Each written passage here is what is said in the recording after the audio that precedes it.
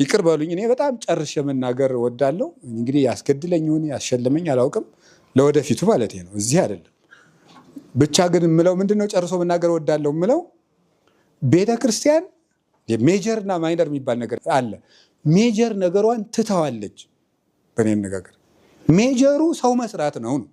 ሰው መስራት ተትቷል። ህንፃ አይሰራ አይደለም። ይሄ ቤተክርስቲያን ግርግዳውን ራሱ የወርቅ ብናደርገው እንዴ ለክርስቶስ ያንስበት ምን ይሆነ? ምንድነው በወርቅስ ብንሰራው? ጉዳዩ ግን ሜጀሩን ትተን ስናደርገው ግን ልብ ያማል። ዋናው ነገር የሱን ህንፃ መስራት ነው። እነሱ ደግሞ ሰዎች ናቸው ነው። የሰዎችን አመል መስራት ነው። አሁን ቤተክርስቲያን እኔ መቼ ሊገባን እንደሚችል ሁሉ አላውቅም። መቼ ሊገባን ያንድ ሰበካ ጉባኤ አመታዊ እቅድ መሆን ያለበት መጀመሪያ ሰዎች ናቸው። ቀጥሎ ነው ልማት የሚያቅደው ማለት ነው። እዚህ ሰበካ ጉባኤ ውስጥ ይታቀድ አይታቀድ ያው እግዚአብሔር ያውቃል፣ እኔ አላውቅም። ጠቅላላዋን ቤተክርስቲያን ነው እየተናገርኩ ያለሁት። አንድ ቤተክርስቲያን በአመቱ መታቀድ ያለበት ይሄንን። አሁን የግብፁ ፓትርያርክ አሁን ያሉት ምን እንዳደረጉ ልንገራቸው። ወርቅ ነገር አንድ ደግሞ ጥሩ ጸጋ አላቸው አሁን ያሉት እና ምንድናቸው? ድሃ ማየት ይወዳሉ። እንግዲህ ሀብት ነው። ሽኖዳ በቴዎሎጂ አበሯት፣ ደግሞ እኛው ደግሞ ድሃ ማየት እና አንድ ጳጳስ ቤተክርስቲያን ሰርተው ይመርቁልኝ ብለው ፓትርያርኩን ይጋብዟቸውና ሲሄዱ አንዲት ድሃ እጇን ታርገበግባለች። ፓትርያርኩ ሲገቡ ማለት ወደ አዲሱ ቤተክርስቲያን ካለፉ በኋላ ትዝ አለቻቸው። መልሱኝ አሉ ፓትርያርኩ። ፕሮቶኮሎቻቸው በፍጹም አይቻልም። አይኔ የማገኘው ሳለ መልሰኛሉ። ኧረ እባክዎት ለምን መልሱኝ። ተመለሱና መኪናቸው ውስጥ ገብተው ያችን ሴት ጥሯት አሉ። ከዚያ በኋላ ኧረ ለፕሮቶኮሎት አይመጥንም፣ ይቺ ሴት እዚህ እንዴት በፓትርያርኩ መኪና ትሳፈራለች? አምጣ ብያለሁ፣ አምጣ። ገባች። ምንድነው ስትባል እኔ የቤት ዕዳ አለብኝ፣ ልጅ መሳደጊያ የለኝም፣ ቤቴ ተወርሶብኛል፣ ድሃ ነኝ፣ ባለቤቴ ሞቷል። ጳጳሱን ለልጅ ማሳደጊያ ስጠኝ ብዬ ጠይቄው እስካሁን አልመለሰልኝም አለቻቸው። ወርደው ምን እንዳደረጉ ስሙ። ወርደው ያደረጉት ጳጳሱን ጠርተው ቤተክርስቲያኑ አልቋል አሉት። አዎ ቅዱስ አባታችን ይኸው ተጠነቁ፣ እዩት፣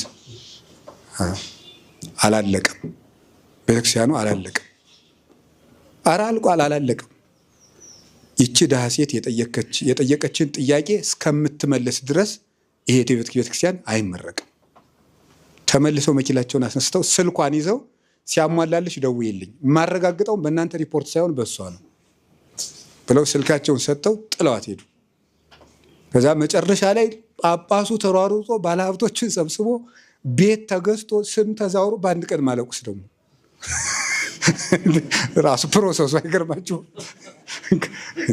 መኪና ተገዝቶ ቁልፍ ተይዞ በሙሉ የቤት ካርታ ተሳክቶ ተረክባ ራሷ ደወለች። ወዲያው እኮ ነው የለበለቱ ማለት ነው። ፓትርያርኩ ተመልሰው መጡ፣ ቤተክርስቲያኑ መረቁ። ምሳ ምበላ ከዚች ድሃ ቤት ነው ብለው እንዲህ አድርገው ችግሯን ከፈቱላት ሴት ቤት ምሳ በሉ። ይሄ አሁን በዚህ 3-4 ዓመት ውስጥ የተሰራ እዚያው የሚኖሩ የእኛ ሀገር መነኩሴ የነገሩኝ ታሪክ ነው። ያጫወቱ እንዲህ አድርገው ምን ማለት አሁን እውነተኛይቱን ቤተክርስቲያን አዩት ማለት ያሉት ምንድን ነበር? ቤተክርስቲያኑ አልቋል ነው አላለቀም ነው ያሉት? አላለቀም ነው ያሉት ማለት።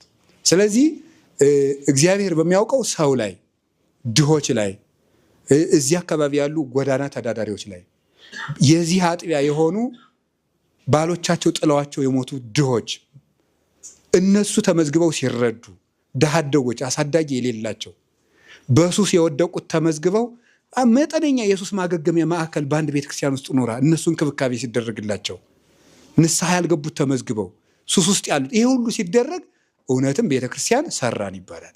ምክንያቱም ምንድነው ቤተክርስቲያን ስንል ትርጉሙ አንዱ ማን ነው ብለናል? አንድ ክርስቲያን ነው ማለት ነው። አንድ ክርስቲያን ነው። ይሄንን ለማለት ነው የተፈለገው። እግዚአብሔር እንግዲህ እሱ እንደወደደው ስራ እንድንሰራ መድኃኔዓለም ፈቃዱ ይሁንልን።